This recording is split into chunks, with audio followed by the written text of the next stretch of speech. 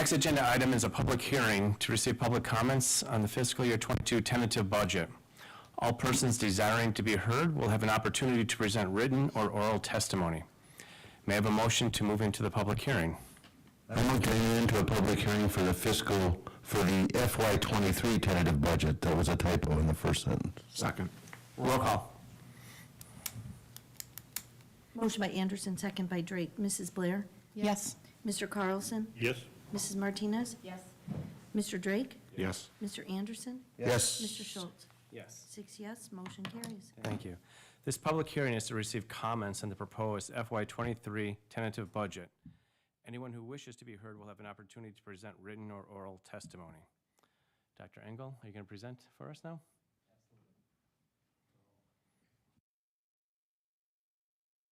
In that case, you'll be here alone. It's all right. So I'm just going to go through some of the budget highlights here for FY23. It's very similar what we had gone through in the two previous board meetings. As you can see, we're keeping our promises on the referendum. We've reduced our fees from $600 down to $200, parking from $340 down to $200, athletic fees from $275 to $200. Bridges transportation routes are now back. We're also retaining SEL, social workers, college career tech counselors, and also entry athletics. We're also reinvested in our facilities. This year, it's our first time going back up to that $750,000 mark versus $250,000 in prior years to help address deferred maintenance. We're also seeing increased costs in supplies and materials across the board.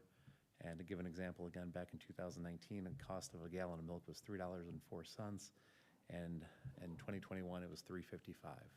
Next slide. Okay, so here are the revenue assumptions for FY23. It's exactly what we had gone through before. Right now, all revenue is estimated at $72.9 million. Local sources at 58.6, CPPRT at $1.9 million, down from prior year. Student fees are down approximately $1.2 million.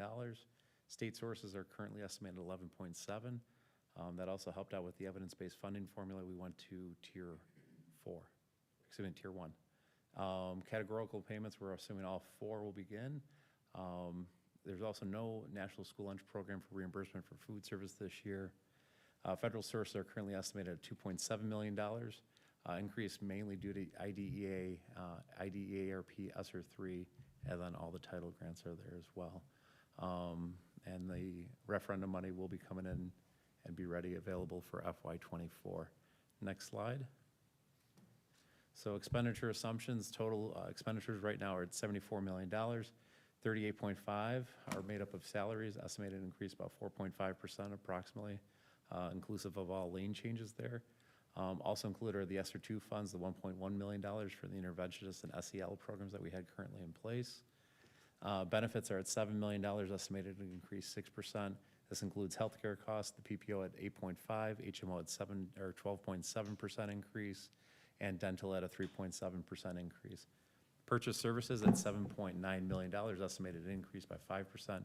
Supplies and materials estimated to increase by 5%. Capital outlay at $1.8 million. That's increased by 7.5%, and other objects, including special education, to increase by 3%. But that's everything but special ed. Special ed is up by 10. Non-capital outlay at $300,000 is pretty much remaining unchanged. So this is the breakdown of all fund revenues. You can see this is in millions of dollars. So as you can see, local property taxes make up $52.2 million, CPPRT at 2.3, local funds at 5.2, evidence-based funding at 8.1, state funds at 3.2, and federal up there. As you can see, I'm sorry, I'm reading the 22 versus the 23, but same difference at 2.7 for the federal money coming in for this year. Next slide. So these are the expenditures. So salaries, as you can see, is our biggest pocket there at 38.5 million, benefits at 6.9, purchase services at 7.9 million, capital outlay at 1.6. What else is up there? Dues and fees, including of special education, at $15 million. So you can see that's the entirety of the pie. Next slide. So budget recap, we're keeping up with our promises of the community for the referendum. We're reinvesting back into our facilities and deferred maintenance. And overall, there's been a large shift in cost of the supplies and materials for this school year, and we'll probably see this in the next year as well. And we only have one more year until the rest of the referendum money starts flowing in. Any questions?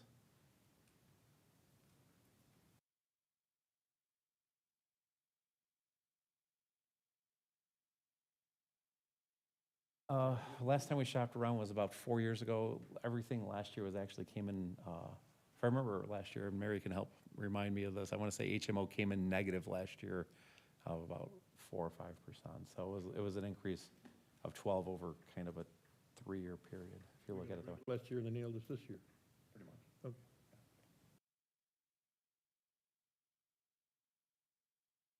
Thank you. Thank you, Dr. Engel. Will the board secretary read into the record any written testimony concerning the proposed fiscal year 23 tentative budget? Is there any person or persons who would like to provide an oral testimony or public comments concerning the proposed fiscal 23 tentative budget? Not all persons desiring to be heard have been given the opportunity to present written or oral testimony with respect to the fiscal 23 budget. The fiscal 23 tentative budget has been placed on tonight's agenda as an action item. May I have a motion to close the public hearing for the fiscal year 23 tentative budget and return to open session? I move to close the public hearing for the FY23 tentative budget and return to open session. Roll call. Motion by Anderson, second by Drake. Mrs. Martinez? Yes. Mrs. Blair? Yes. Mr. Carlson? Yes. Mr. Drake? Yes. Mr. Anderson? Yes. Mr. Schultz? Yes. 6 yes, motion carries. Thank you. Let's move back into open session, and if we could lead off, start off with the Pledge of Allegiance. Pledge allegiance to the flag of the United States of America and to the republic for which it stands, one nation, under God, indivisible, with liberty and justice for all.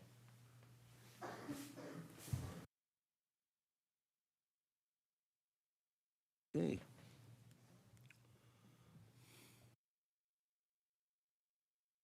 First up is the approval of the agenda. I move to approve the agenda.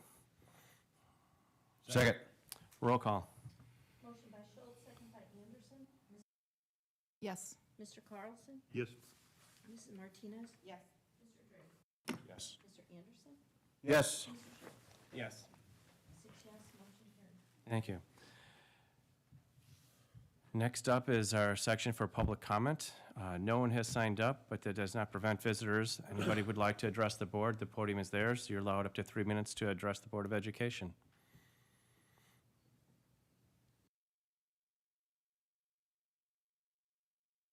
Take that as no one's going to want to do that tonight, and that's fine. Next up is the President's report.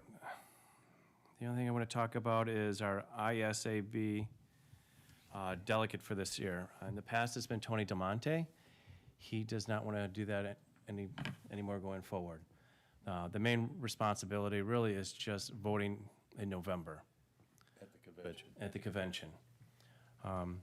Not looking for anyone to jump out of the chairs and volunteer tonight, but we do need someone to volunteer before the convention in November. So think about it. I'd appreciate somebody volunteering to do it. If not, I will volunteer somebody to do it. Who's all going? Okay. That narrows the field. Narrowed it down by one. And I think Tony's going too. Tony's going to. Yep. But Tony's He's already done. abdicated, so Yeah. I know, I'm just saying. I think it should be Tom. Didn't he go to some of the workshops and then he voted? Is that how it worked? His concern was the section of time it takes to go to the delegation of vote interfered with some of the sessions that he That he wanted to wanted. attend. So, When will we know that? Is it schedule out, or? It's scheduled for 10:30 on that Saturday. And once we know who that is, I'll register you for the delegate assembly. Question would be, what sessions would that preclude you going to? Do Right. you know? You have to look at the schedule, it's out there. as the schedule is out there. Probably, yeah. I can go through the schedule with you this week, Mr. Carlson. Or can you just send us the link so we have it on hand? Last year, I think. Yeah. The app was really nice. So I'm tentatively Put that putting this down Friday. Steve Carlson as our delegate since he had the most interest in it. I'll be there, but if it's, the only concern I have is there are multiple sessions I'd like to attend, and I don't want to miss something I I'll should do go it. to. So, We'll get it figured out. okay. No one's going to miss anything. Yeah, I'll do it. Okay. Yeah, I don't care. I'll go. Cross off Steve, put in John. Thanks, John. Happy to help. Okay. Next up are committee reports. First up is the insurance committee. There was an insurance committee meeting. We approved the minutes of the April 4, 2022 meeting. We updated the regard of moving to the Wisconsin Select Plan. We also reviewed the Educational Benefit Cooperative, the EBC added value programs and offered of eligible employees and dependents. We also discussed and made recommendations of the wellness participation requirements for FY '23. We discussed the new EBC Wellbeing Incentive Program with Allison. We also selected the date for the TRS Supplemental Savings Plans. That's the 457B presentation by the staff by Tanya Coleman, which will be coming up in October. We also did a discussion on the recommendation for the EBC tier rebates for this year. And we adjourned the meeting at 4:34 in the afternoon.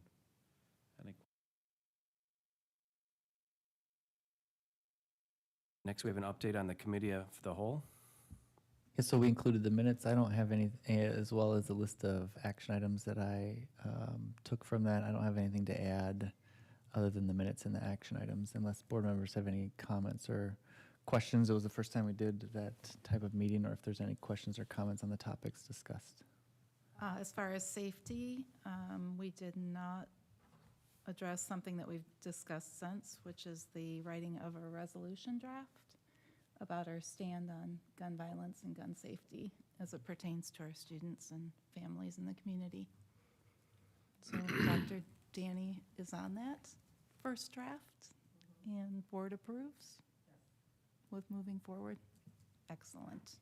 I'll get working on that right away Great. for the board members. Thank you.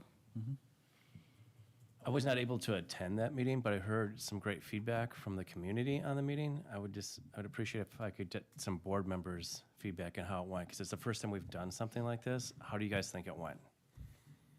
And I'm really kind of leaning to board members, nothing personal, Steve, but who've been here in the past, or I Steve. thought it went great. Okay, I mean, you've been on the board meeting, so I'd just like to get our own feedback on how you guys thought it went. I know it was a little bit long and tiring, because the first time everybody had a lot of things to say, but beyond that, how did it go? I thought it was a nice way to have an open discussion between all of us. I mean, the structure was well done. I think we were able to interact a little bit more openly than normal. I think that as we continue to do it, we might, fall more into like a groove. I think like with the first one for myself, it was kind of like, all right, well, what am I gonna say? What am I gonna do? What am I gonna? But More conversational. at yeah, some point. yeah. Yeah, less structure, but I thought it went really well, too. I thought it was a nice change for us, and it certainly was a more open, just general dialogue about topics in general. And I think it's a good thing, for sure. Thank you, I appreciate the update on that. It might have been comical for the audience, too. But, yeah. For what it's worth, I think there was some very positive feedback on social media. That's true. Next up is the superintendent's report. So one of the items that, one of the items that the board asked me to go through was, I'll figure this out here. Was come back with some initial thoughts on strategic planning. So just briefly, I've got a couple options here that it would be great to get some continued feedback on from the school board. So generally, my recommendation would be, given the context and what I think the school board would like to get out of strategic planning. I wouldn't recommend that we spend a lot of time in any type of planning process reviewing and modifying vision, mission, values type of work. I think we have a solid structure there. And I also probably would not recommend that a strategic planning team look at facilities. I think the board just generally understands where we're at with the facilities right now. And that's a conversation that the board probably should just have as opposed to giving to a committee at this point. What my impression is that the board's interested in kind of, okay, we've got a new chapter in the war in history. How do we want to define that chapter? And as I'm learning more about the district, my recommendation is that we focus more specifically on 4 areas and what we're going to do in those areas. Specifically, systems improvement, equity, dignity, and respect, social emotional resilience, and academic excellence and engagement. When I talk to kind of the messages that I think the community has received, the priorities that the school board has, priorities that our stakeholders have, everything seems to fall into those buckets. How do we want to get better as a system?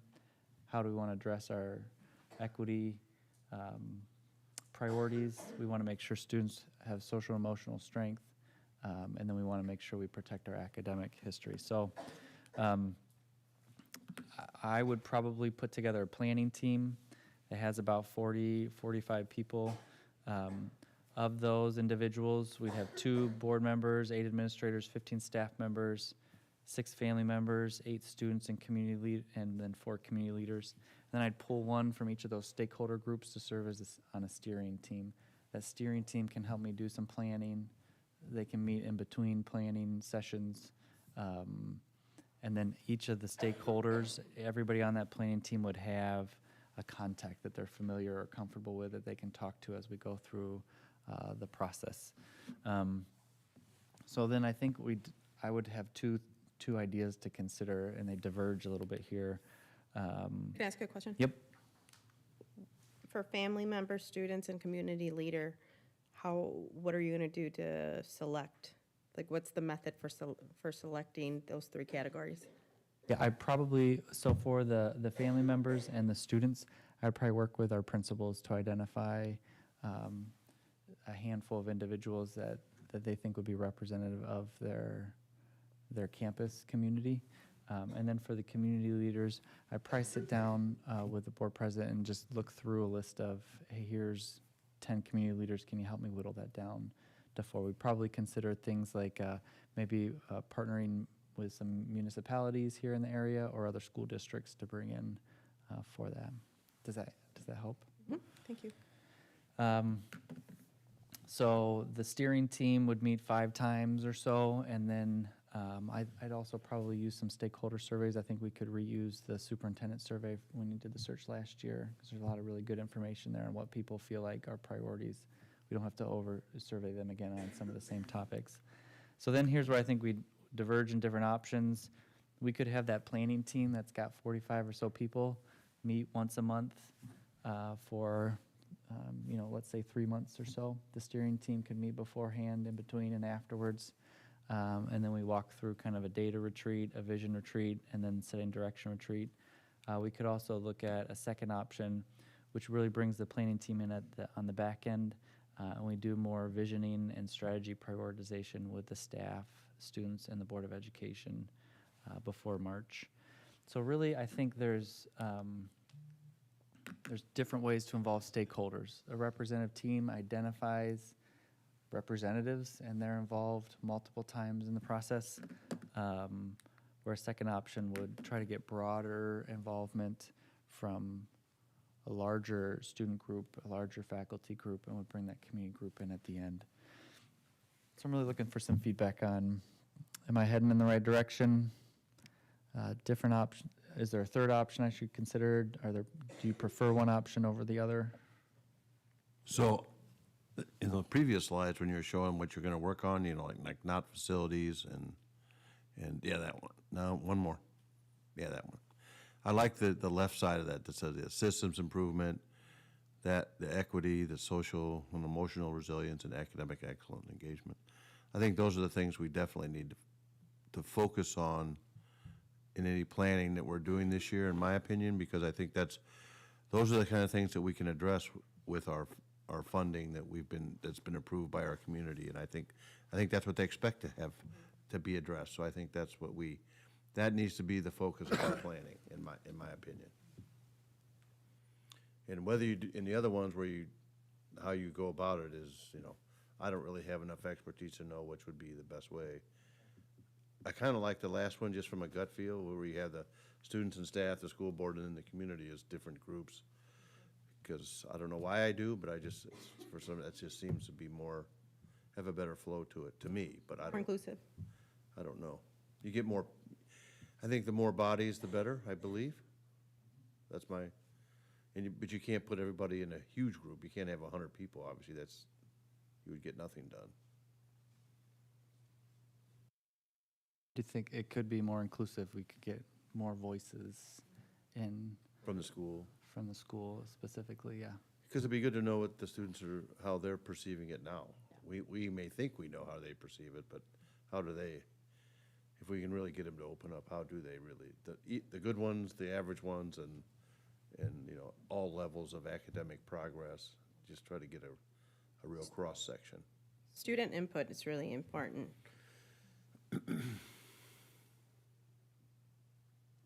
Yeah, probably bringing in the community at the end, as opposed to bringing community members in multiple times, would allow us to focus a little bit more on student voice, probably at student input, yeah.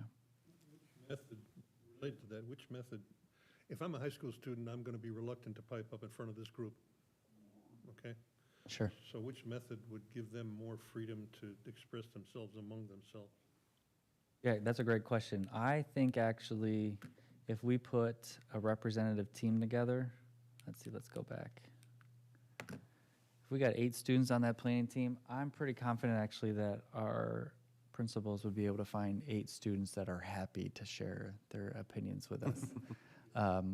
So I think a difference is if we had a community team that was meeting multiple times, they would be members of that team.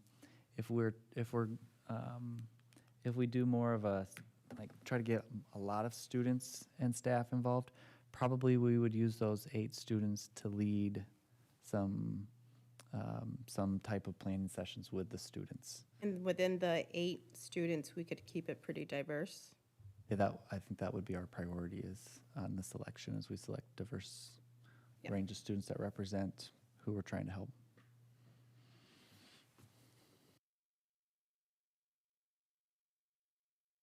I'm hearing a tendency towards the second option. Okay. I think the second option will be a lot of fun. I think it'll be really cool to do some planning with a larger group of students. I think something that'll be important that I can work on our end is to make sure that our stakeholder groups outside of our families and our community leaders understand why we're doing a lot of planning with the students before we bring in kind of community representatives. I think everybody will understand it as long as we message that appropriately. So I appreciate that. I think that's all I've got for this section. I'm just gonna pretend like that works. I think I gotta go backwards now. Is that we gotta go back to treasurer's report later? I did include a part-time digital communication specialist job description here. That was part of the committee discussion as well. This is a job description that I think the district put a draft up together a handful of years ago. It's pretty pretty generic. It's what a communication specialist in most school districts would look like. So I think that we could, with the dollars that we were utilizing for the Donovan group, we could probably pretty easily bring someone in 10 to 20 hours a week. So this process is new for me here in our district, so I'm not sure how you generally talk about new positions here, but that's what I'd like to do right now. Doing it. Do we know if, I know we have a position like this, and I forget her name, at the village level. I think it's going to be hard to find somebody for 20 hours a week, and I wonder if this is a position that could be combined somehow with the village. I mean, a school is such a big part of a village anyway, of the city. I think if we could do that, that would be fine, if we Or could. if it's a subset of person on that person's staff. Yeah, but I think there's a lot of people that do it for different entities, so they're not just working for one, particularly in this communications. Because a lot of people don't want a full-time person all the time, so you may find might be easier to find somebody who has a gap in their schedule, and they're doing some here, and they take 20 hours from us, and then, So maybe with another school district. Right, That they're yeah. supporting and. Right. And they're supporting like 3 in Lake County or something. right, yeah. I think that, we may have trouble finding that, but I think there are people doing that. I'm pretty sure, especially with the social media and all that click-throughs and all that kind of stuff, so. Most districts that have a communications department have a full-time employee. It's very rare that you're gonna have a part-time. Most have a full-time, full-on department or person or two that dedicate their time to the Or three. district. What do the other districts in Gurnee do? Our larger feeder district has a full-time employee, but I think the other two feeder districts don't have anybody on staff. Their superintendent does it. Is that Brooke? Yeah, I think that's her She name. used to work for the county, Got it. and, we could reach out to her, and she might have a suggestion, somebody she knows. I know her very well. Three. Okay, that'd be great. I do think that, long-term, there are probably positions, most of them are going to be direct student support positions that we need to talk about for social emotional support. We just went through the list. That's probably strategic discussion and communication with families or community partnerships or community outreach or family liaisons might be part of those strategic discussions. Not only how do we send information out, but how do we pull them in? How do we connect with them? That probably should be part of our longer-term strategic conversations. It would help me right now, even if we can find somebody part-time to do some of the work that I'm doing right now for communications at a net zero cost, since we're not using Donovan right now. Do it for free for you. Really? Okay. All right, that, He's on there all the time anyway. Is this an on-site position? I probably would market it as remote, and they can come in and work if they would like to in the office on days that they would like to. Most of this work can be done remotely.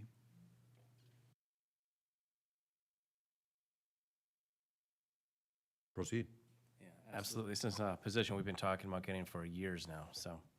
Okay, and I'll give you an update on Yeah. candidate pool, and then maybe we can look and see, depending on what the candidate pool response is, then maybe we'll have to get creative in reaching out and trying to find some partners. With this position, would we, as part of the description, could we request that, say whether it's the Old Plain campus or the Almond campus, that sporadically they come and take a picture from a classroom or an activity that's going on or one of the extracurricular events going on after schools, having them engaged with the daily happenings of both buildings? Have to be, on some level. Right. Or they get fed the information by people on staff, or they just actually come here and get it themselves. I mean, Right. I'm thinking, I vision more of someone who's actually getting it from themselves. Yeah, and then they're going out to find information in order to tell stories in the Yeah, community yeah. about great things that are Yeah. happening. Yeah, I agree, that needs to happen. Okay, I'm going to move forward with that then.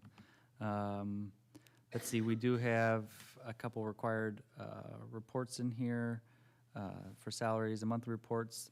I'm going to hand the floor over to Mike then to walk through kind of a traditional July treasurer's report and then an updated attempt to do treasurer's report. let's for just skip August. the traditional one and go right to the new one. Yes, please. Brandon, we can skip the traditional one. We know what that looks like.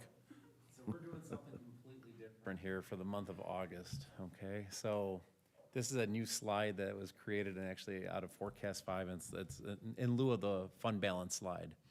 So the good thing about this slide, it still has the beginning fund balances there. It has your year-to-date revenues, but also has your year-to-date, revenues as far as a percentage breakdown, and also what they were for the prior year, okay? And that's all there in blue. Now, to the right, in the columns that are in yellow, you have expenses, FY '23 year-to-date, so you can see what's been expended out, what's the percentage year-to-date for this year, and what's the percentage year-to-date as of last year prior. So it gives you a comparison chart to look at. I really like this chart because it shows you comparatively by fund what percentage we spent last year at this time and what we spent this year at this time. So at a glance, you can see if something has moved dramatically one way or the other. And all the detail will still be in your report that you can look at. If you see something that looks off, you say, well, let me look deeper. But I think this is a nice, clear shot to see a trend of it going one way or the other. It could be way higher, it could be way lower for revenue and for expenditures. I think this is a great change. It's digital too, by the way. I don't know if you guys noticed, it's really sharp up there. Anybody notice that? So, but anyway, it breaks it down nicely. So you can see all of the revenue there. So for the month of August there, this is year-to-date revenues. We're at 9.3 million. Year-to-date expenditures at almost 8. You can see expenditures this year we're at 11.88% of budget, whereas last year we're at 13.54. And then as far as revenues, we're at 12.79 as compared to last year at 14.25. But overall, there's our ending fund balances there for the month of August. So you're gonna see little nuances month to month. Oh, But, yeah, that's fine. you know, so this is a new, well, it's not necessarily a new slide, but it This is is the new. speedometer chart. It's speedometer This is charts. Every chart has a name, by the way.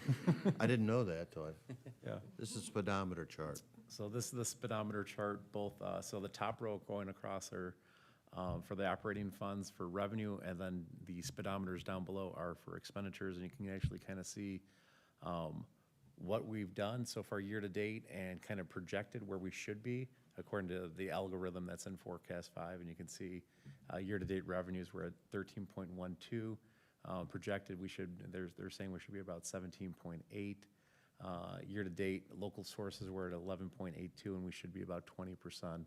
And then actual year-to-date state sources were at 13.78, and they're anticipating us being right around 8.62. So things are going to fluctuate, especially on the revenue side as monies come in. On the expense side, you can see we're beating the trend here for year-to-date actual expenditures. We're at 12.9. Projected should be 11.31.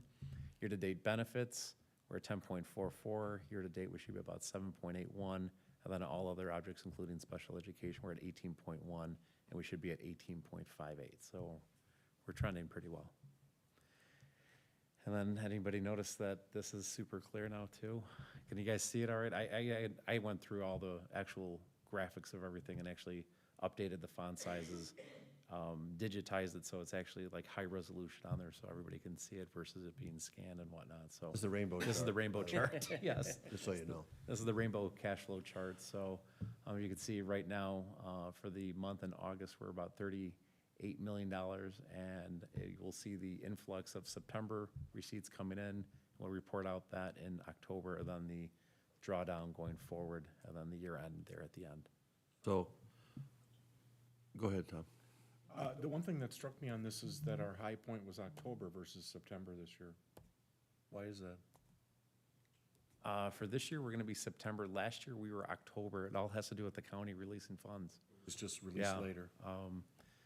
I kind of shared this with the superintendent. The last 3 distributions have all been late.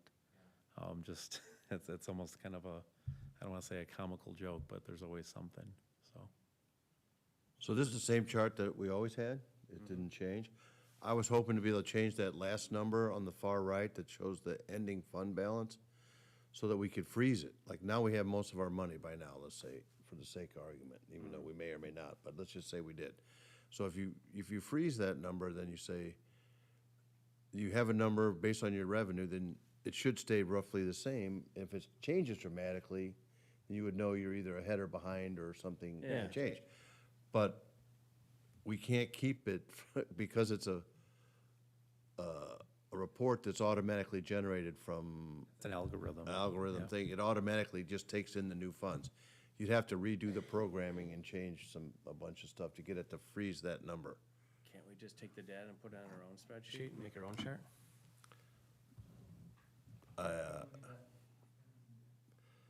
Yeah, because I think then you can see, because what'll happen is that number will start going up as soon as the June money or May money starts coming in.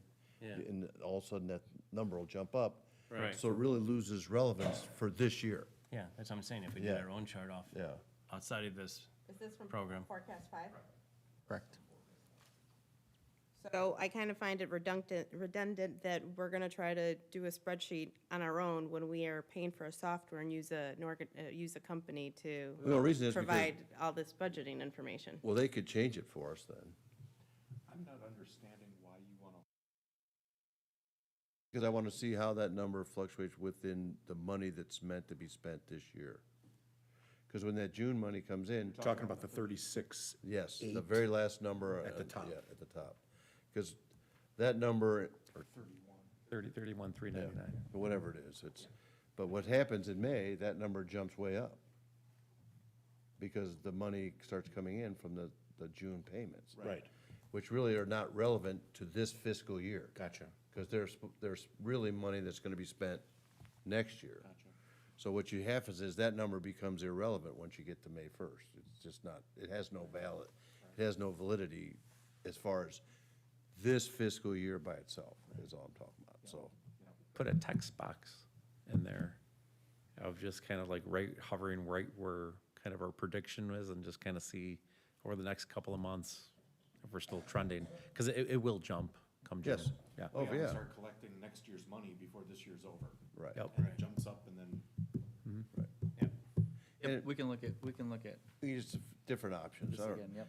We don't want to create, just way, a whole lot more work just for the hell of it, but if there's a way we could change it, that'd be handy. That's it. That's the That'll three be the slides. treasurer's report. Thanks, Mike. That's a new one. You're welcome. I don't have anything else. Next up is the consent agenda then. Do we have any changes to the consent agenda? For me. If not, I move to approve the consent agenda, which includes personnel recommendations per Exhibit A, numbers 64 through 70 as posted. There are no Exhibit A personnel recommendations at this time.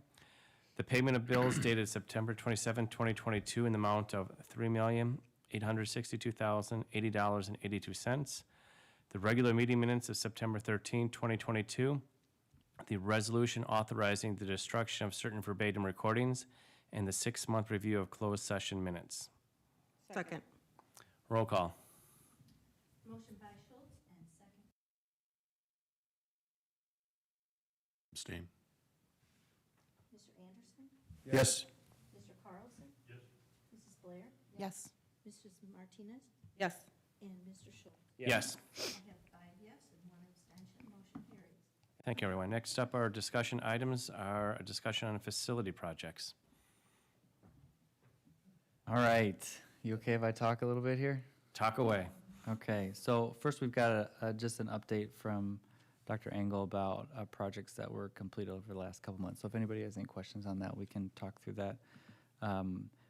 We did take that, the list that we reviewed last month, 2 weeks ago, around facility projects, and I just stripped out anything that wasn't, next 0 to 3 years. And then only included things that I would consider building basics. Sometimes we refer to that as the envelope of the building, structure of the building, and things that had to do with safety. So I took a couple things off, specifically that first priority. So here's a second run at what we would probably consider the highest priority projects. We would say that we need to, at minimum, be starting these in the next 0 to 3 years. They're projects that are over $100,000. If we're going to start doing this over the next, if this is a priority that we want to start looking at now that we have a little bit more flexibility with our funding, then it would help us from a planning perspective to start talking about the levy and how we want to levy in the future, how we want to budget in the future. Because traditionally we've been just allocating about $250,000 towards facility improvements. That's basically like a break fix budget. We've got a little bit more allocated for the current year. Those projects happened over the summer for the most part. But moving forward, if we want to start taking on some of these projects, we do need to do some more work in terms of repricing them. Pricing's going to have gone up since we last did this. So I'm curious if we're willing to start chipping away at this list, to be honest. Question, Mike. So we did bonds, 23 million, 2016, 17? 2019. Actually,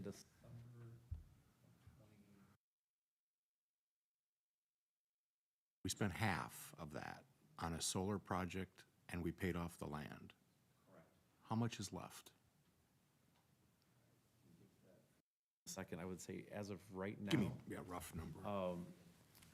we I know we've have- been borrowing from those funds to Correct. balance our books every year, and we probably will have to one more time. Because this referendum money doesn't come in for a year. We should be okay for this year. What we need to do per the auditors is do that repayment of the $6 million back from Ed back to. I wasn't sure working if, I capital. knew we had done that the previous year, but we're still out 6. Okay. So, not including the 6, I want to say we have. No, include the 6. So we have roofing projects at that time were allocated, I want to say right around 4.5 million. How much of the 23 is left? One moment. Okay. All right. There's 6, for sure. Sure. And then, because I'm Yes, guessing yes. it should be around 10, 11 million-ish in my back of the envelope math.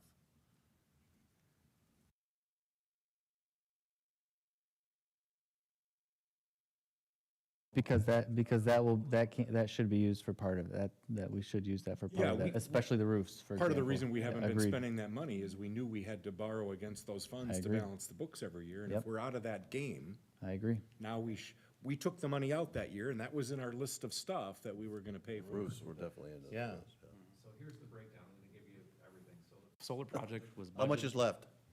Well, I'll get right there. It's just, give me one moment, okay? The solar project was budgeted at $7 million. We ended up spending 7.29.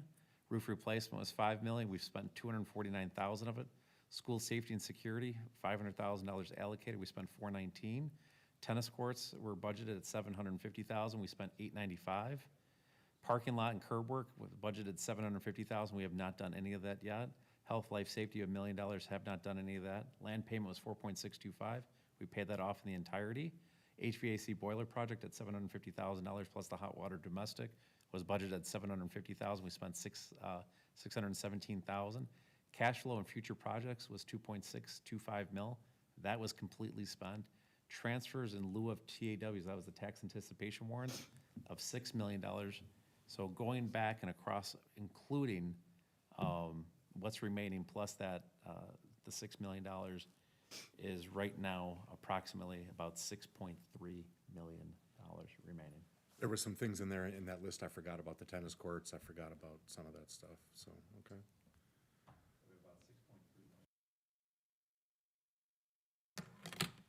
And we definitely need to allocate some of that towards the roofs, I think, because of the way that we committed for that. I'd like to take care of the old plain roof, for sure.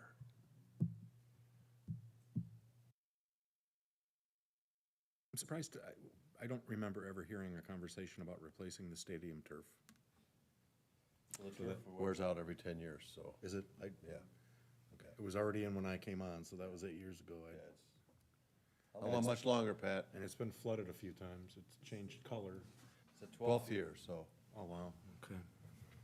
so it's due. Yeah, plus 2 floods, yeah. Prioritize this in terms of urgency? I mean, I'm assuming the roof, but I mean, other than that, can we? Yeah, so probably the way that we'd look at this is that some of the projects are big enough that we're not going to be able to do them all in one shot. So we would we would probably need to look at it more as, instead of which ones are most important, look at it as, in the next 3 years, these are the ones that need to happen. And which ones can we do first from a timing perspective, because we need to either order supplies or find someone that's willing to come in and do the work. So it would be more of a, how do we pace out the work? I personally think all of this needs to be done in the next 3 years if we're gonna do it. I'd like to see a Sure. Tell me a little bit more what that would look like. What's most important? What's doable versus cost versus what do you suggest we do first year, second year, third? Got it. Okay. You time it out. Kind of follow the superintendent's lead on that, like roofing project, over at Oak Plain, you're probably looking at a 3-year schedule, because not the entire So you roof's won't not have to gonna be spend the whole replaced. four Not all to at the once. first year, for example. That's something we need to know. I think you really should take that off of this list and say we're covering that out of that 6 million, Bonds. because it's just a separate, it's Yeah, not. that makes sense. We're not spending additional money on that. We're not spending new money on that. That's money we have already allocated. So what we're trying to do is, I think, is allocate how much we're gonna allocate each year to these projects. So Correct. if you take that off, you got 14 million. Correct. Roughly, or 13, 14. So that's 3.5 million a year you'd have to allocate to do all the rest of these over, Correct. what are 3 years or 4 years or whatever it is. So the question, if you boil it down to the brass tacks in the end is, are we willing to allocate 3.5 million to capital projects out of our $16 million we're gonna get each year to fix all these things? And we still have plenty of money left over to build our fund balance and reinvest in our students and our teachers and our social emotional well-being and educational advancement and so on. So I guess That is the question. that's the question. Yeah, we've been borrowing from we've been borrowing from buildings and grounds to pay things that would traditionally come out of ed, and it's going to catch up with us, and the sooner we can address it, the better, I think. Start addressing it. Cost more down the road if we don't fix it now. I think the timeline is a great next step, probably. Then I would probably say that it's also a good idea to maybe come back to the next committee meeting with not only a timeline, but some preparation to talk about what that would look like if we were going to fund buildings and grounds more than we have in the past. How would we do that? What are the different scenarios for that? Board members might have different ideas for that as well. Thank you very much. I appreciate it.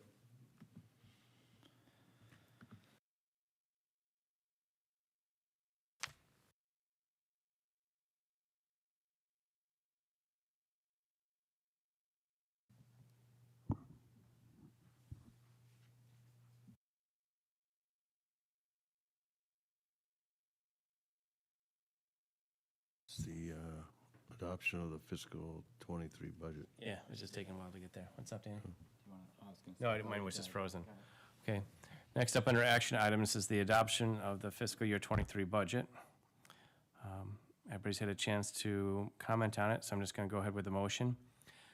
I move to approve to adopt the fiscal year 23 budget, whereas the Board of Education of Warren Township High School District Number 121, County of Lake, State of Illinois, caused to be prepared in a tentative form of a budget, and the secretary of this board has made the same conveniently available to the public inspection for at least 30 days prior to final action thereon.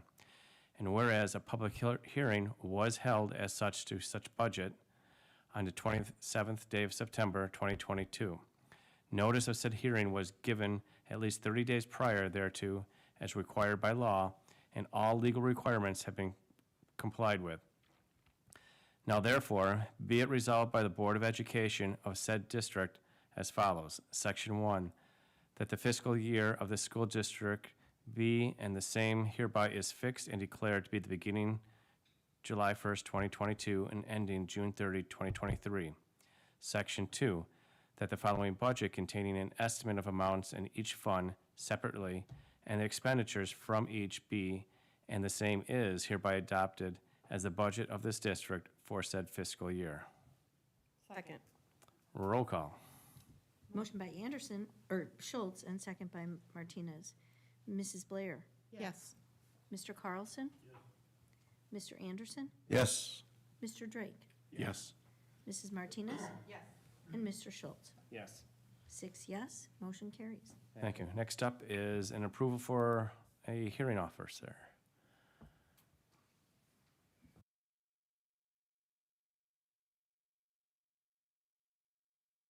Sorry, you're probably waiting for me. It's okay. So we use a hearing officer on occasion if we have a student discipline or a staff investigation. The board approves those on a regular basis, and it gives you the opportunity to let them conduct the hearing on your behalf. Questions?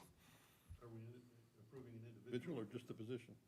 Two individuals are listed there. It's Jeffrey McKenzie and Richard Oates. I'm sorry, thank you. Yep. Anything else? I move to approve the roster of hearing officers as presented. Second. Roll call. Motion by Schultz and second by Anderson. Mrs. Martinez? Yes. Mr. Carlson? Yes, Mrs. Blair? Yes. Mr. Drake? Yes. Mr. Anderson? Yes. Mr. Schultz? Yes. 6 yes, motion carries. Next up is approval of a revised fiscal year 23 staffing plan. So the board approved a tentative staffing plan a few months ago prior to the passing of the referendum. Since then, we were able to add some promised positions back. So we added a guidance counselor back, as well as a music/band teacher. There are also some student support positions that are in here as well.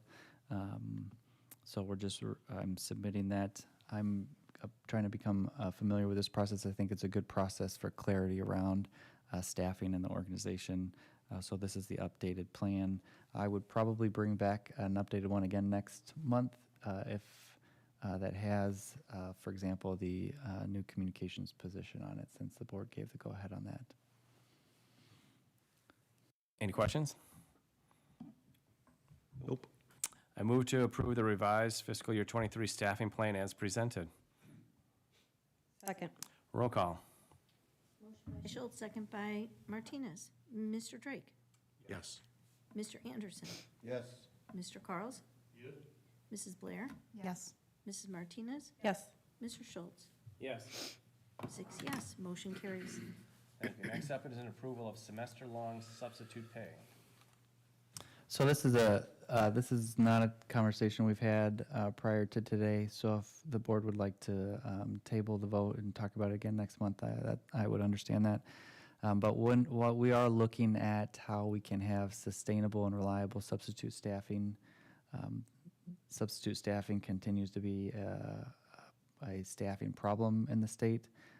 So one strategy that some districts have is that they bring on longer-term substitute teachers. So we are considering that and offering that tonight for consideration. The commitment from the school board is about $10 more. It's exactly $10 more per day. But for that $10, we'd be getting a commitment that they would be here regularly for a whole semester at a time. Would they get paid every day or just when they're here?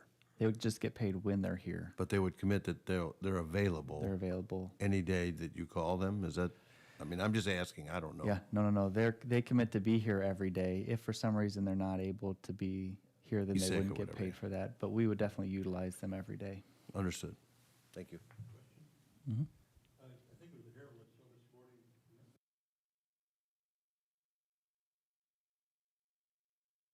Question is,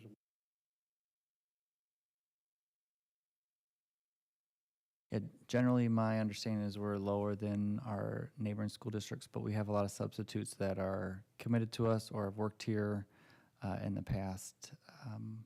And when we aren't able to fill it, our staff fills those internally. So if we have somebody that's absent for the day and nobody picks up that job, then the secretary will put an email out to the staff and ask the teachers to, hey, if you got an open period, can you come fill this position? They get paid a rate for that. I've done that myself just to kind of know how it works. And so a high school district does have that flexibility that an elementary or middle school district doesn't have. Yeah. so in your judgment, this is adequate? I think that it might not be adequate, but it's aligned. It's a good in-between space between our monthly substitutes and that get paid. Let's see, our monthly substitutes are paid $145 a day, and our substitutes that are filling a leave of absence for a whole month are getting paid, I think, $160 or $165. So I'm trying to find that's just in the middle. A leave of absence requires a substitute teacher to do lesson planning, which is a different type of commitment. These individuals are coming and just filling open positions for the day. They're following instructions that the teacher leaves for them. So we're in the middle there. Our rates are what they are. This is just kind of cutting the difference. I think this is a great idea. If we can get somebody to commit for a whole year, and it's just slightly more than what we're paying right now, I mean, we would actually save money from administrative costs of trying to find substitutes every day. I think it's by semester, isn't it? Yeah. Yeah. No, I'm saying, because we don't have Yeah, to find yeah, yeah. somebody every day. Yeah. Yep.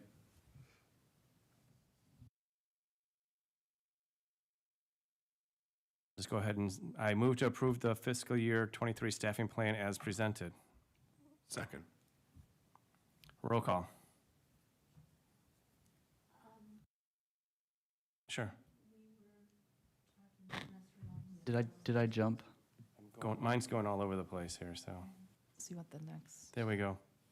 There actually isn't a motion. There isn't on a the- motion. On the semester-long substitutes. Yep. So I went backwards. I'm sorry, my screen's kind of, I'm having trouble tonight.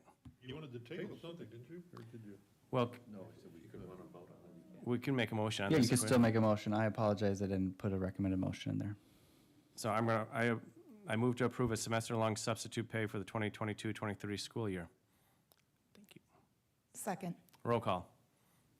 Motion by Schultz and second by Blair. Mr. Anderson? Yes. Mrs. Martinez? Yes. Mr. Drake? Mr. Carlson? Yes. Mrs. Blair? Yes. Mr. Schultz? Yes. I have 6 yes, motion carries. Thank you. Thank you, Jean. Next up is the approval of a MOU for Quest Food Services.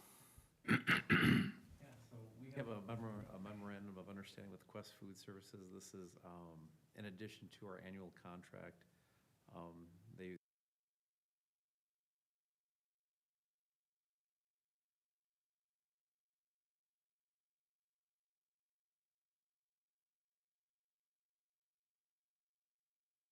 They would like to do is they would like to offer us an additional run credits of $1,000 a month for the months of August and May, and 2,000 additional for each additional month of September through April for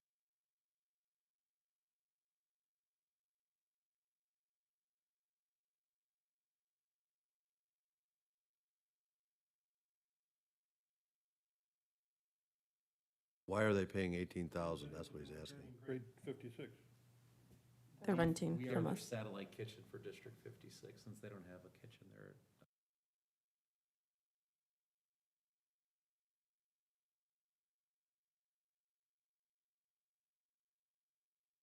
Else?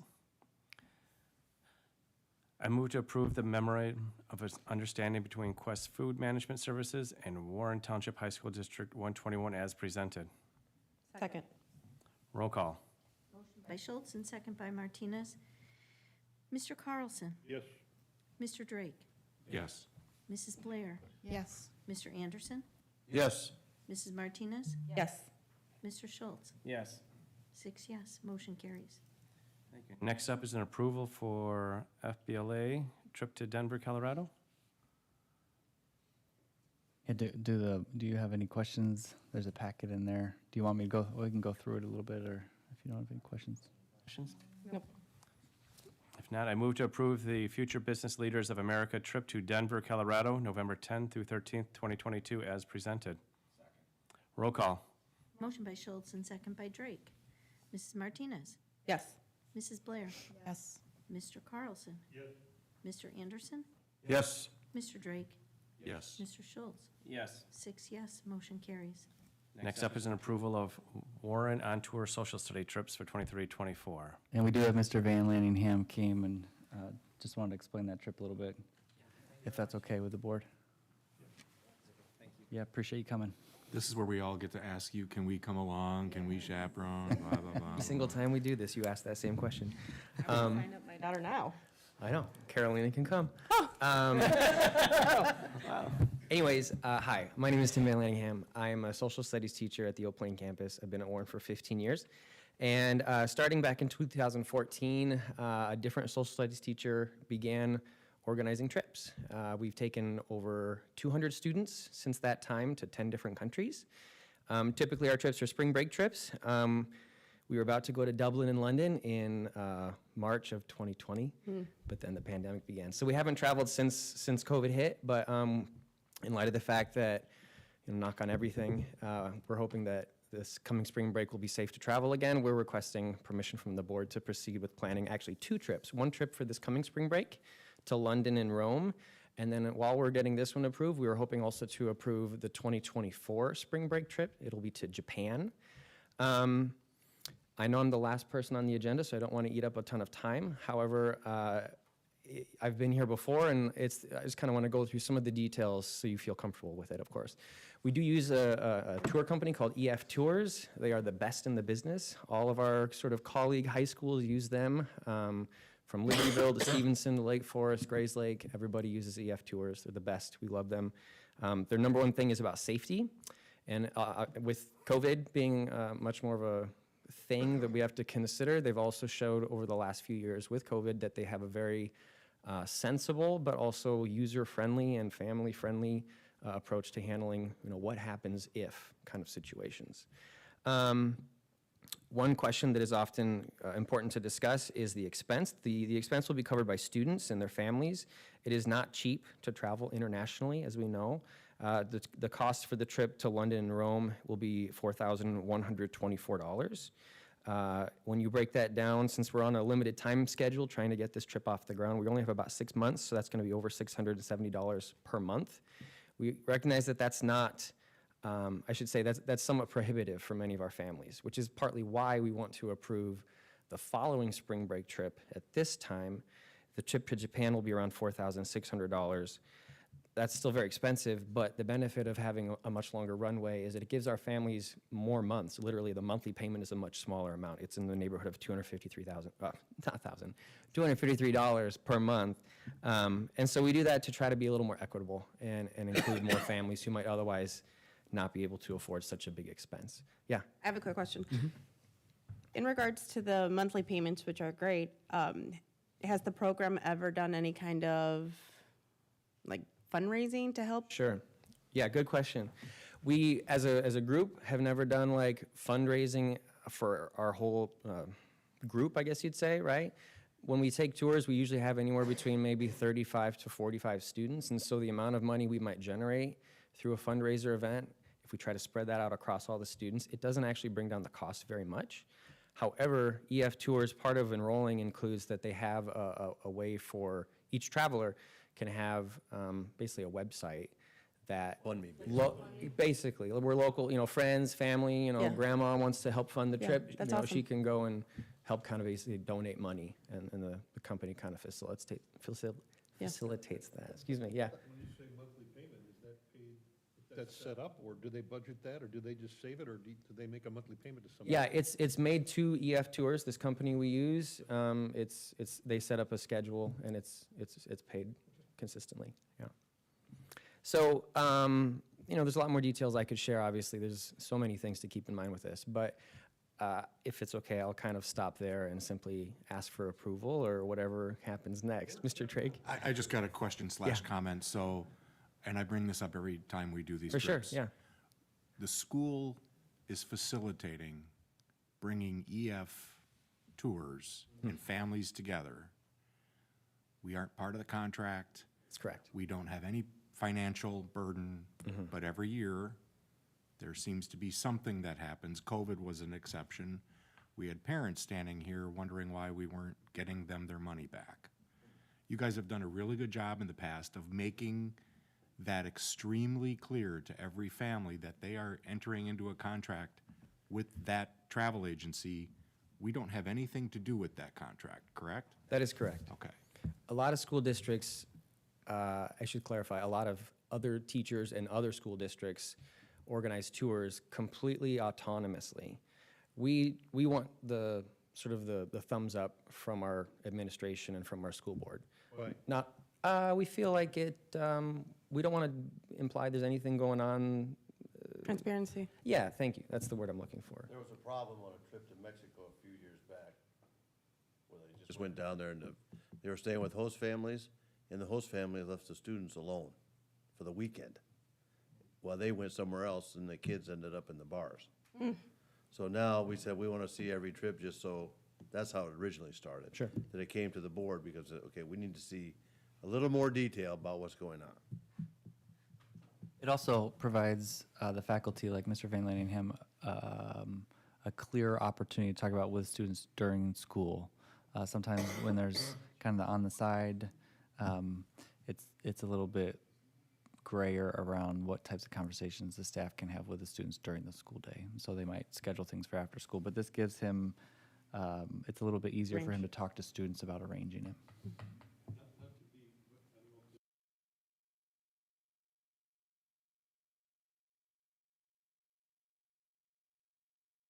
It's the same question I've been Yeah, no, bringing up for 6 years.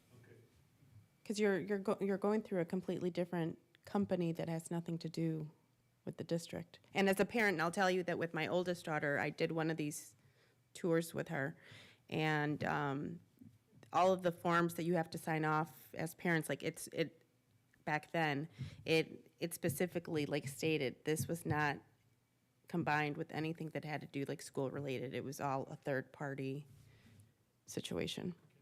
Anybody for anything, but as long as you're covered. Yeah. The district does have foreign travel liability. In regards to reimbursement though, do they still have trip insurance, right? Yes. If something happens, then you can Yeah. get a certain percentage back if you did it like within X amount of time. Yeah, in fact, that's, they call it the Global Protection Plan. And so it covers a lot of different scenarios, and that's usually an optional thing for these trips, but we make it a requirement. That's kind of written into the cost for our travelers. Just another question, Sure. because this is the first one we're doing post-COVID. Right. And we wouldn't have had to ask the question, I'm a student, I'm about to get on the plane, I test positive. I'm not getting on that plane. Right. What happens to that student? We would, I mean, logistically, what we would have to do is a chaperone would stay with that student at the airport, which is a bummer for that chaperone, but that's an understanding that if you're going to be a chaperone with us, that's always a possibility. And that's even before COVID. If a kid gets sick and needs to travel home, they need a chaperone to travel with them. So a chaperone would stay with them. Obviously, at that point, if we're still at O'Hare, we would call families and get that kid safely home. But yeah. How many kids and how many chaperones? It's 6 to 1. So for every 6 traveling students, we get 1 chaperone. Chaperones are always worn faculty. So we don't, unfortunately, we don't take parents or, other just, cool people from the community. They have to be an official worn staff member. Do the students at all get any time to drift on their own? Because that would not make me feel comfortable, They do. like in Japan. I understand. They do. But it's not like, we landed, see you later. The way that it works is we actually have meetings leading up to a departure, and we go over a lot of details regarding safety, what to expect. Then when we're in country, the first few days, we basically train the students on how to navigate the city that we're in. We're with a guide. A guide is with us the whole trip. They're assigned to us. They travel with us. They stay in our hotels. But there are pockets of some days where we might say, okay, you have 2 hours, and for these 2 hours, you have this location, and you need to stay in this area. You can get lunch. It depends what time of day and what we're doing, of course, but I know that sounds terrifying, but that's why I'm leading the tours, and you can just cross your fingers, right? But My daughter did that, they walked over, Yeah. hers was in Rome. Right. So there was Yeah. an area one afternoon. She actually, side story, she was in the background of a news story from an outfit in Philadelphia, and somehow got a copy of that telecast from Philly, where her and her girlfriend were walking back and forth behind the news person. In Rome. It was crazy. it's a claim to fame.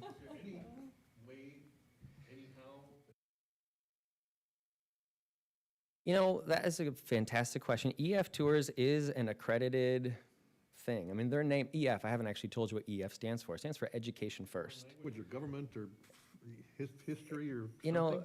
That would be amazing. At this point, I don't believe we have those kinds of things set up here at Warren Township High School. But if it would work, You could have the kids write a report when they get back and, whatever. Yeah, what I'm trying to say is EF has that ready to go, so to speak, and a lot of schools, I think, utilize that. It's not been something that we have Justification for utilized the yet. $4,000, kid gets some credits. That's true. I think it's more of an experience. You want your Yeah, experience, sure. your child to experience something, so Well, yeah, it's I would worth think- $4,500, Sociology. if you can afford it. Immersion in a foreign society would be worth something than some courses, I don't know. I agree with you. Full disclosure, I received some graduate credit for chaperoning a tour and had to come back and do some grad work essentially, but I used my experience overseas with my grad work here to reflect on and talk about it, so yeah. Yeah. Ready? I'm Yep. done.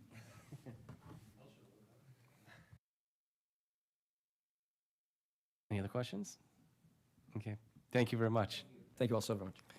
I move to approve the Warren on Tour social study trips, which includes a London and Rome trip scheduled for March 25th, 2023 to April 1st, 2023, and a Japan trip scheduled for March 23, 2024 to March 31st, 2024. Second. Roll call. Motion by Schultz, second by Carlson. Mr. Anderson? Yes. Mrs. Martinez? Yes. Mrs. Blair? Yes. Mr. Drake? Yes. Mr. Carlson? Mr. Schultz? Yes. 6 yes, motion carries. If there's no more action items, I move to adjourn the meeting. Second. Third, fourth. Roll call. Motion by Schultz, second by Anderson. Mr. Drake? Yes. Mrs. Martinez? Yes. Mr. Carlson? Yes. Mrs. Blair? Yes. Mr. Anderson? Yes. Mr. Schultz? Yes. 6 yes, motion carries.